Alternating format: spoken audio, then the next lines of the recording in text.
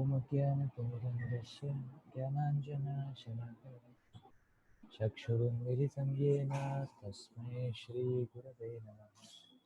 श्रीचैतन्यमनोभीष्टं स्थापितं येन भूतले स्वयं रूपा कदा मह्यं ददाति स्वपदान्तिकं। वन्देऽहं श्रीगुरो श्रीयुतापदकमलं श्रीगुरो वैष्णवांश्च श्रीरूपं साग्रजातं सहगना रघुनाथान्वितं तं सजीवं साधवैतं सावधूतं परिजनासहितं कृष्णचैतन्यदेव श्रीराधा कृष्णपादान् सहगना ललिता श्रीविशाखान्वितांश्च मा ॐ विष्णुपादाय कृष्णपृष्ठाय भूतले श्रीमते भक्तिवेदान्तस्वामिनिति नामिने नमस्ते सरस्वते देवे गौरवाणी प्रचारिणे निर्विशेषशून्यवादी भाष्यातरेशतारिणे नमो महावदन्याय कृष्णप्रेमप्रदायते कृष्णाय कृष्णचैतन्य नामिने गौरविषे नमः। हे कृष्णा करुणा सिंधु दीनबन्धो जगत्पते गोपेश गोपिका कान्त श्रीराधा कान्त नमोस्तुते भक्तकाञ्चन गौराङ्गी श्रीराधे वृन्दावनेश्वरी वृषभानुसुते देवी प्रणमामि हरिप्रिये नीलाचलनिवासाय नित्याय परमात्मने बलभद्र सुभद्राभ्यां जगन्नाथाय ते नमः। वाञ्छाकल्पतरुभ्यश्च कृपासिन्धुभैव च पतितानां पावनेभ्यो वैष्णवेभ्यो नमो नमः। जय श्रीकृष्ण चैतन्य प्रभु नित्यानंद श्री अद्वैत गदाधर शिवासदि गौरभक्तवृंद हरे कृष्णा कृष्णा कृष्णा हरे हरे हरे राम राम राम हरे हरे। मूकं करोति वाचालं पङ्गुं लङ्घयते गिरिं यत्कृपातमहं वन्दे श्रीगुरो दीनतारिणम्।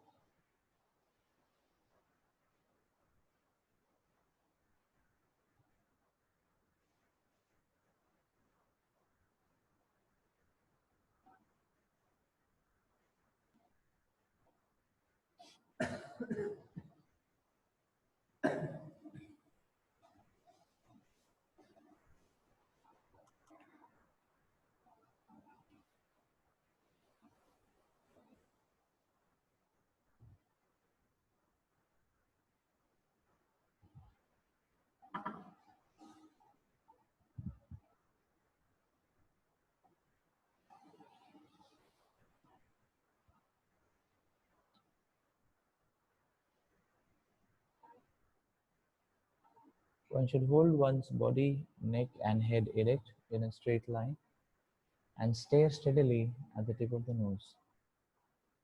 Thus, with an unagitated, subdued mind, devoid of fear, completely free from sex life, one should meditate upon me within the heart and make me the ultimate goal of life.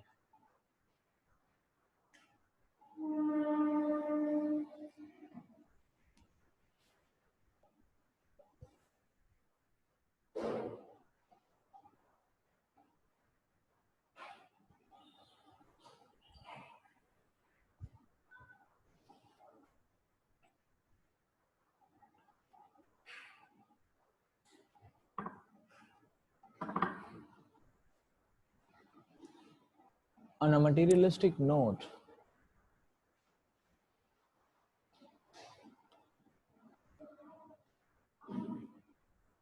people are simply obsessed about or engaged in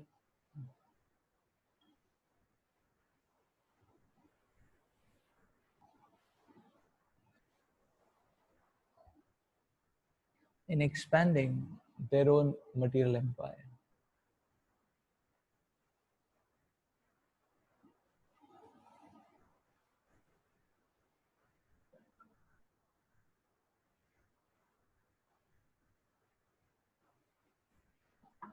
This expansion has to be stopped.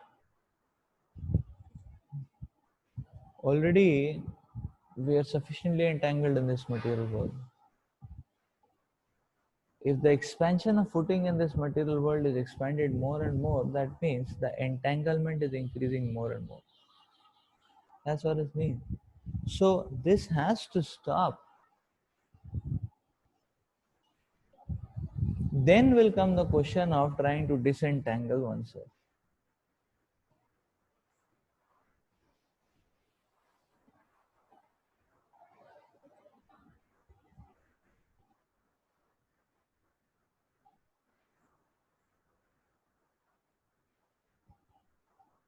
So dealings with material energy are not prohibited.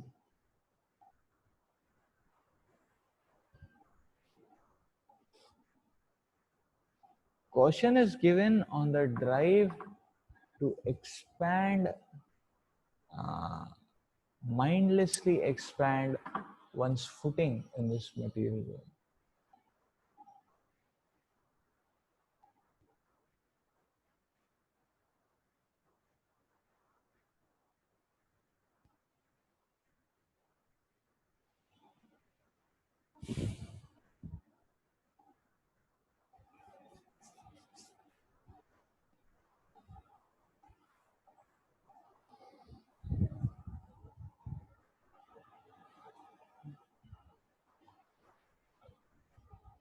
So therefore, any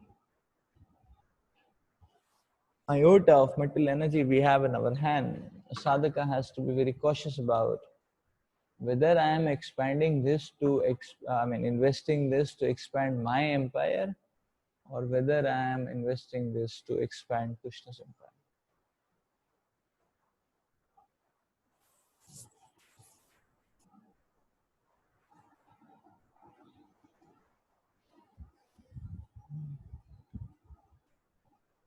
The mind has to get free of self-expansion, the Lord explains. Because till the time that is not that doesn't happen, spiritual emancipation is not effectively brought about. One is increasing his entanglement in this material world. And then one is wondering that the practice of sadhana, practice of Krishna consciousness will dissolve this entanglement. Are you're already bound with a rope, why are you binding yourself with more rope? And then one thinks that, okay, Krishna consciousness is not working. If you fix the amount of rope which you are bound with, then you can try to understand if you are getting loosened by the practice of Krishna consciousness. But if you increase, then where is the matrix of observation? What is the matrix of observation?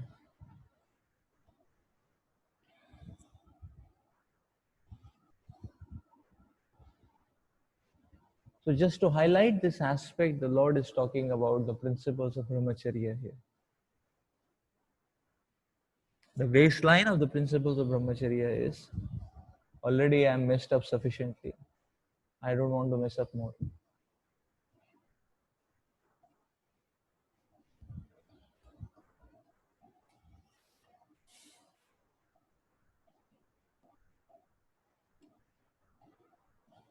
That is the idea.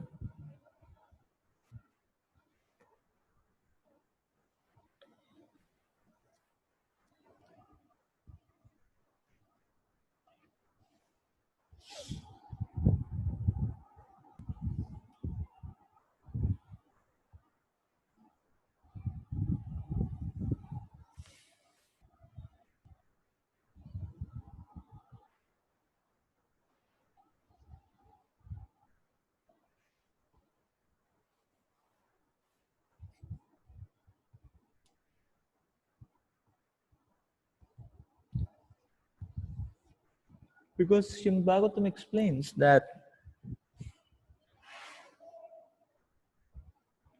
the sex desire expands in the form of expands into so many convolutions, takes so many convolutions and expands. It's not one shot, it's not one time, it expands. अतो गृह क्षेत्र सूत आप्त वित्त, one by one, everything gets added. House, family, children, society, wealth. There's no end to it.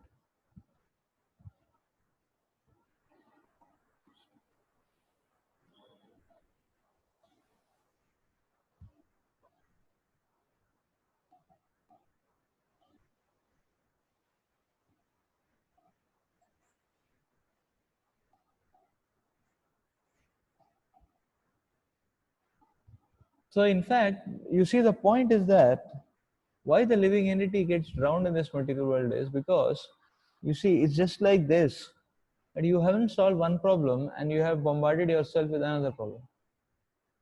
The rate of problem or complexity of bombardment, one is bombarding himself with a complexity which is much more than his solution capacity. And therefore, what's happening is that that's why one gets drowned completely. Because one is increasing the complexity one by one by one, the complexity is being increased in such a drastic manner that one is just not able to figure out what's happening in life. That's the whole point.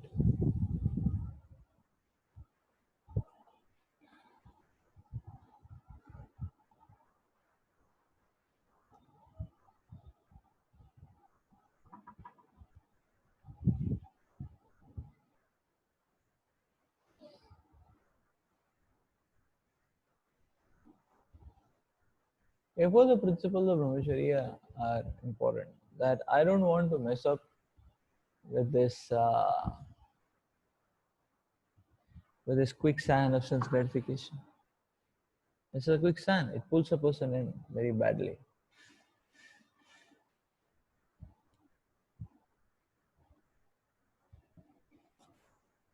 There is no point jumping in a well and then waiting that someone will come and rescue us. And why did you jump in the first place? Like that. Why did you jump in the first place? That's the whole idea. So the point is that this whole shackles of sense gratification, or in particular, Prabhupada talks about sex life, is very, very entangling.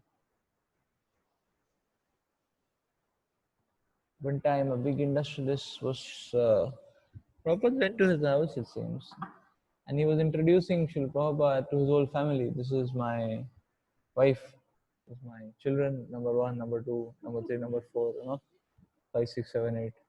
And this is a child's wife, this is her husband, this is the wife, this is daughter, this is granddaughter, this is granddaughter 1, 1.1, 2.5, 3.2, like that, so that way. And now, and then this was first hop, second hop, third hop, like that. And Prabhupada was frustrated, Prabhupada just tolerated, because Prabhupada came out and then they're going back, Prabhupada was telling devotees who were with him that this fellow was only chanting one mantra. This fellow was only chanting one mantra. What was the mantra? This is my sex life. Look at this. This is my sex life. This is my sex life. 1, 1.1, 2.1, 3.1, 4.2, 5.7, and so on. Like that. So this is my sex life.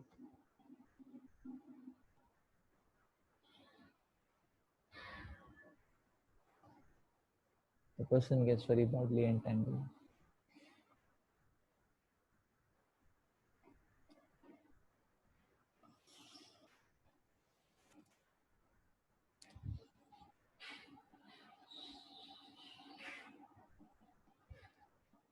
So the mind has to become free from this entanglement. The mind has to become free from this entanglement. Because this entanglement is strong one, and better we don't mess up with it.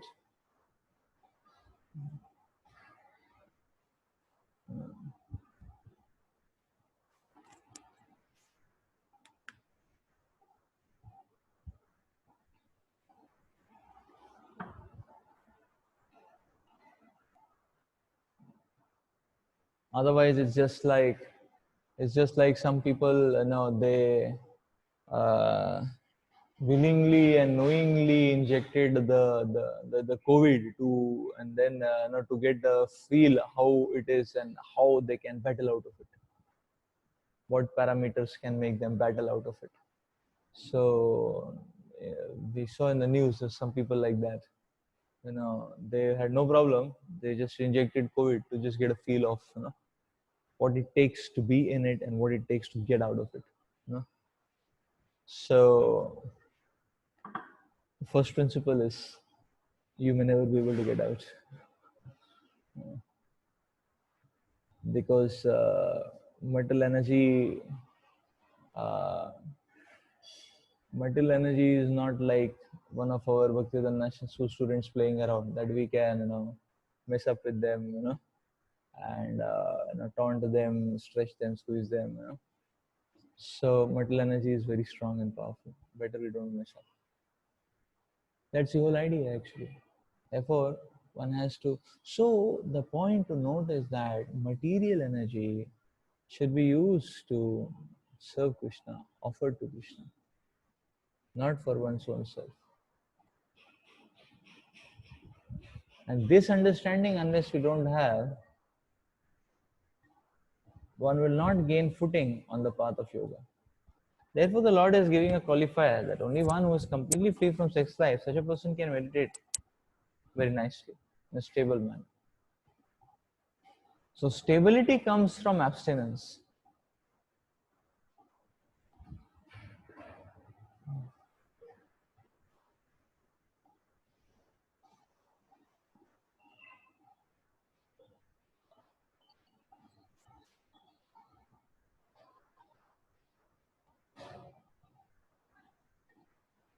Bhagavatam 12th canto explains one simply gives up sex life. One can be very easily situated in the mode of goodness.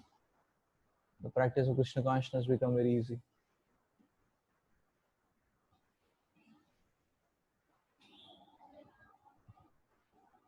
Why? Because one is saving the space to run behind properties and money and society and friends and followers and sons and daughters and grandsons and granddaughters. It's a whole uh,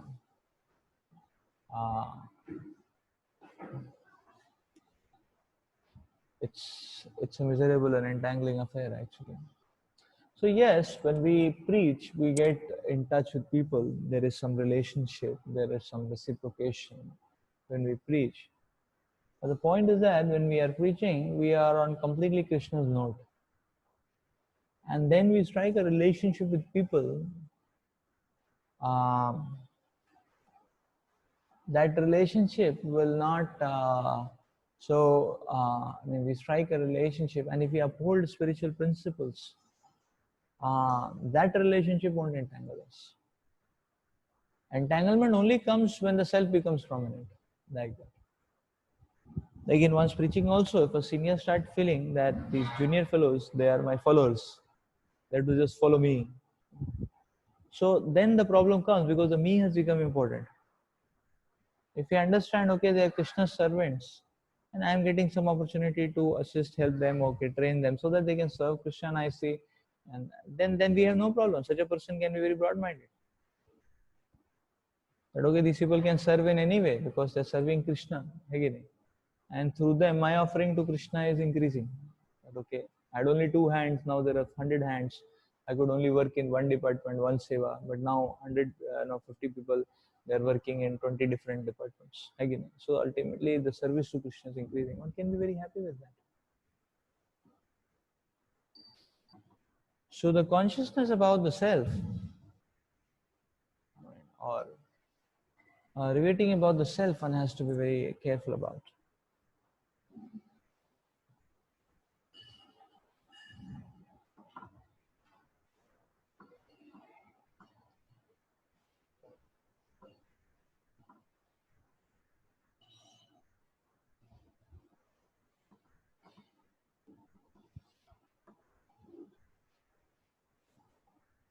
So the point is, people think exercise gives satisfaction.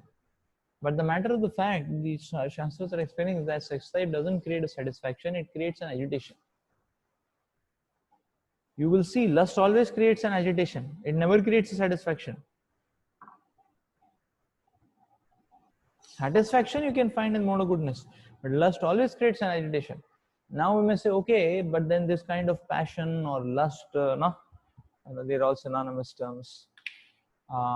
This kind of hankering or passion or lust or ambition or whatever, that is the kick which is needed to work hard in material life. That's the kick which is needed to move around in material life. Now, please note the point that when a person is agitated, he becomes restless, he will move here and there. That's the kind of motion which people are talking about.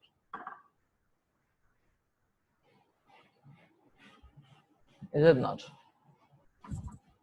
So the person is restless, he's agitated, he will move here and there. Is it not? Like somebody, you provoke them, he has become angry. Now he will not sit quietly. He will bang, whatever comes in his hand, he will bang. He will do something, he will, box the wall, bang the table, like that. He may box another fellow, he may slap him off, he may speak very strong, or he will, if he's trying to contain himself, he'll be tossing to and fro, like that. So you see the point.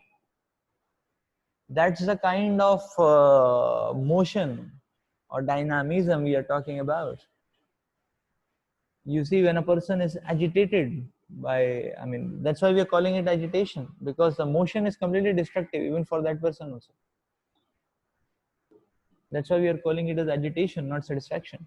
Is it not? So when a person is motivated by lust, whether you call it lust in a generic sense or you call it sex life in a very particular sense, it's one and the same thing. So now the point is that the person is agitated, then what is he going to do? Now he becomes greedy, he wants to get money, he wants to exploit people, is it not?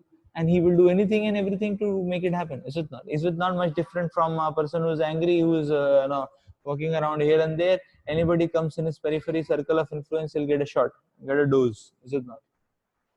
Like suppose the person is angry, you go to him, say Haribol Prabhuji, you'll get a dose, again. And then you keep wondering for 2 hours, you approach him at a wrong time, is it not? That fellow was messed up.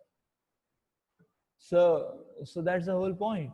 So therefore, a materialistic person is always, in a fit of passion. He's roaming around here, and anybody comes near him, he'll exploit him, he'll bang him. Is it not? This is how. So it's an agitation. It's not satisfaction.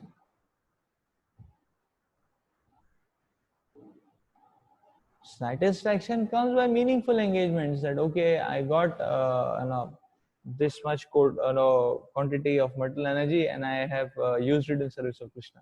Satisfaction, is it not? That is satisfaction. So why? Because now we in the flow of that material energy, we are not there. It is being offered to Krishna, is it not? And we can watch it, and we can clap, and we can be happy. That okay, I could offer some service there. That is satisfaction. Why that is satisfaction? Because the moves are going to be very constructive for oneself also, for everyone else also. The moves are not going to be random.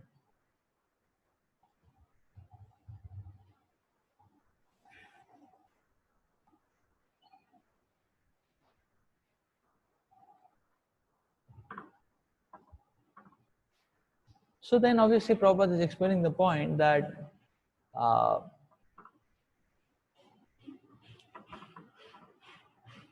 the power of the Bhakti Yoga is very powerful. So even if one regulates it to a certain extent, the power of Bhakti can lift a person.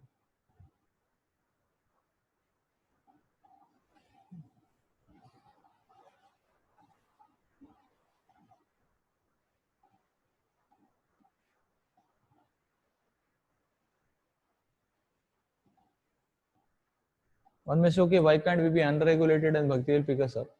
So bhakti is always picking us up. Unregulation means what? Unregulation means bhakti is lifting you. You are getting uplifted, but then you are unrestricted. So you jump down.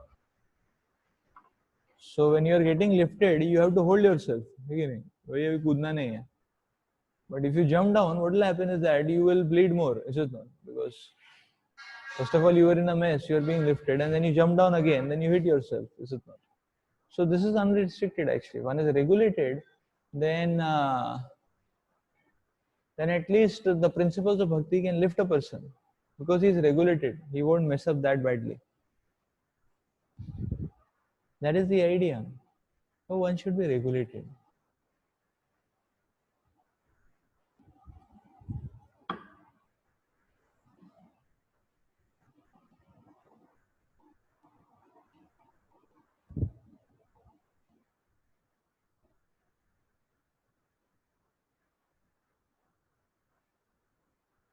(6:15) युञ्जनेवं सदात्मानं योगिनियतमानसः शान्तिं निर्वाणपरमं मत्संस्थामाधिगच्छति.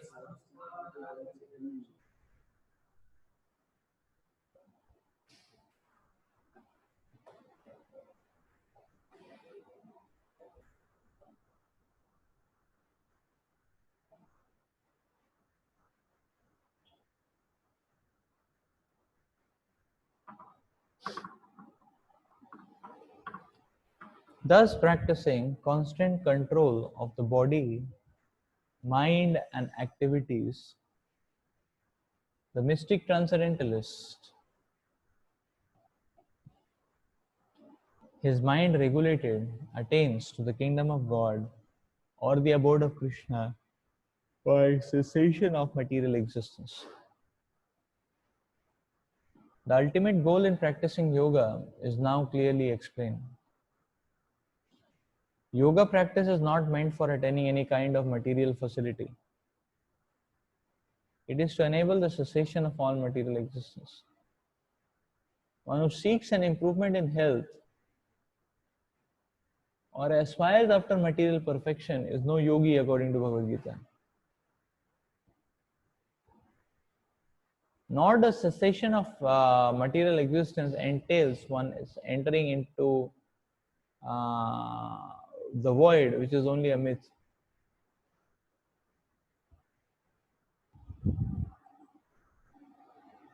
There is no void anywhere in the creation of the Lord. Rather, the cessation of material existence enables one to enter the spiritual sky, the abode of the Lord. The abode of the Lord is clearly described in the Bhagavad Gita as a place where there is no need of sun, moon, or electricity. All the planets in the spiritual kingdom are self-illuminated like the sun in the material sky. The kingdom of God is everywhere, but the spiritual sky and the planets thereof are called Paramdhama or superior abodes.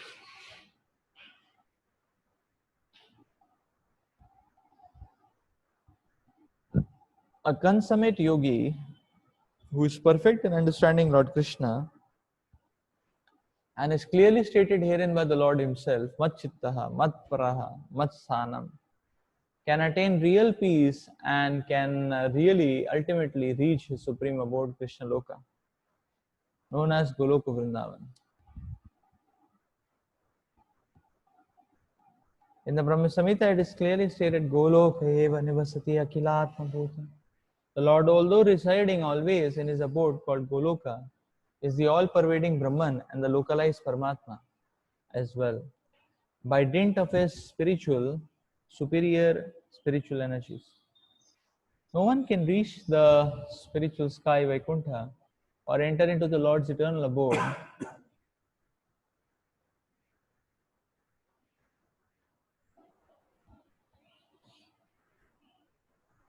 Goloka Vrindavan without the proper understanding of Krishna and his plenary expansion, Vishnu.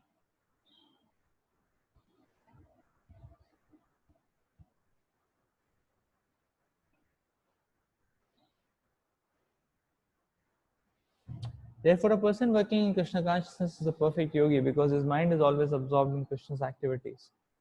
Savai manaha Krishna pada ravindayor.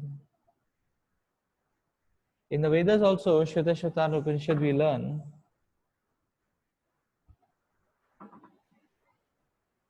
Tameva viditvati nityam.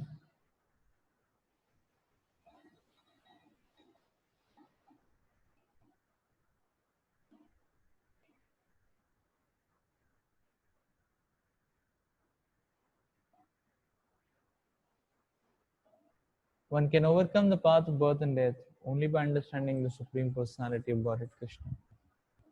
In other words, perfection of the yoga system is the attainment of freedom from material existence and not some magical jugglery or gymnastic feats to befool innocent people.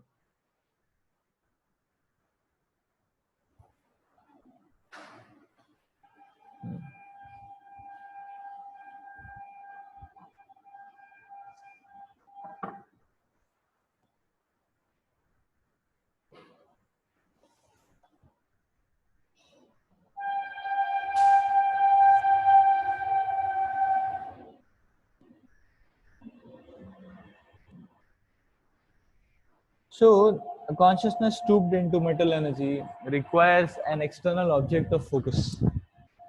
That is the first stage, the beginning stage in samadhi. That one is focusing on an external object of focus. Just like the yogi is told, focus on the tip of the nose. Now we will say, okay, what is so spiritual in a nose? Well, there's nothing spiritual about it. It's just drawing your attention to one point, is it not? It's like, okay, everybody assembles at the gate and then the procession will start. Assembling is not the no, assembling is not the event. Assembling is just the starting of a kickoff. So that's the point. Or focusing in between the two eyebrows, or one is focusing on one's breath. One is focusing on one's breath. So all these techniques are using an external object to focus. Using an external object to focus. Bhakta also uses this. So Bhakta also does this. Bhakta uses the external object that Bhakta uses to focus his service.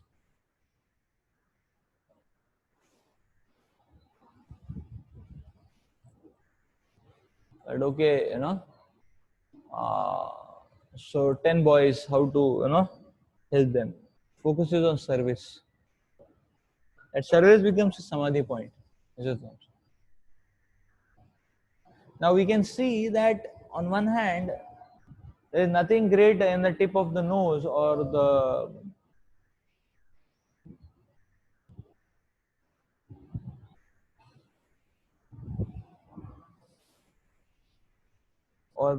in between the eyebrows, but service is related to Krishna. Is it not? So you see, although service is an external focus, but service will be more purifying. It's not just abnegation, it is positive absorption. Is it not? Therefore, we can see in many respects the profile of a bhakti yogi is much better.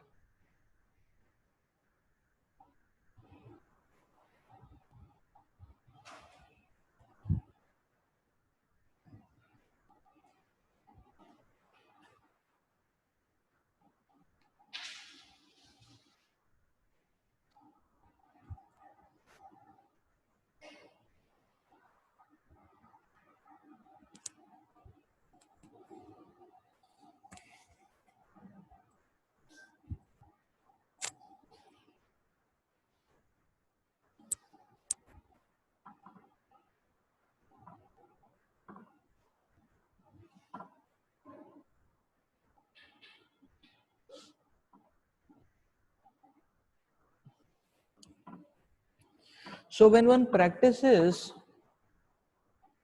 an external input to trigger our focus, we see the process of hearing is also like that. It's an external trigger, but it goes internal. So when this happens, then the second stage, which the Yoga Shastras talk about, or the Yoga Sutras talk about, is that one comes to the stage where one can be mentally involved, where mind can focus on one concept.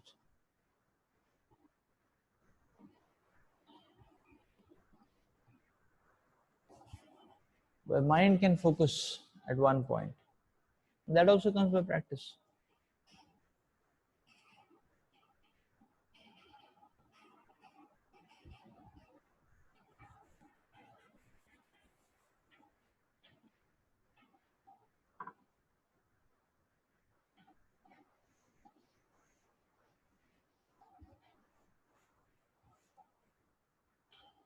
So now when we talk about cessation of material existence, yes.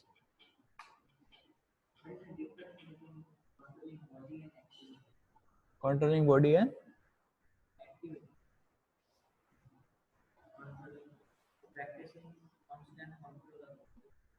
yeah, because the body, huh? Controlling activities. How much to do, what to do. That is controlling activities. What should I do? How much to do? Like that. That's control. That's a free choice. And controlling body, why controlling body? Because the senses and the body in general always give negative inputs and they drag the living entity towards that. Controlling means stopping the flow. No, I don't want to think about it. It's not my quota. I don't want to, discuss about it or think about it. That's the idea.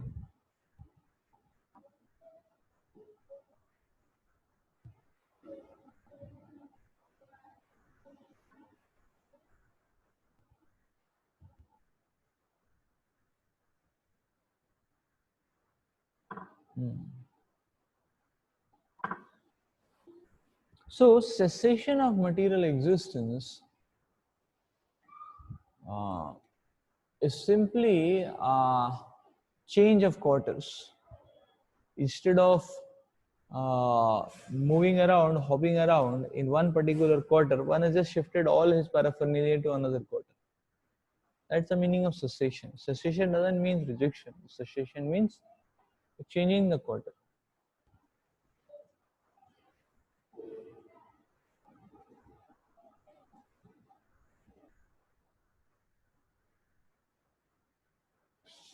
So we need to understand cessation of material activity, therefore, can be very effectively brought about by a proportionate engagement in spiritual activities.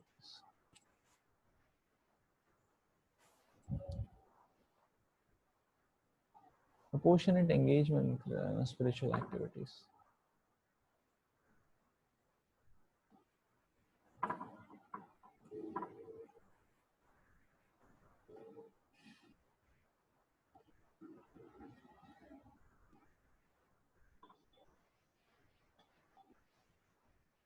Cessation of material activities has to be accompanied by process spiritual activities. So, so therefore, actually, in bhakti, we should be enthusiastic to serve, because this positive spiritual engagement will give us the strength to uproot ourselves from this material tabernacle, from these material attachments.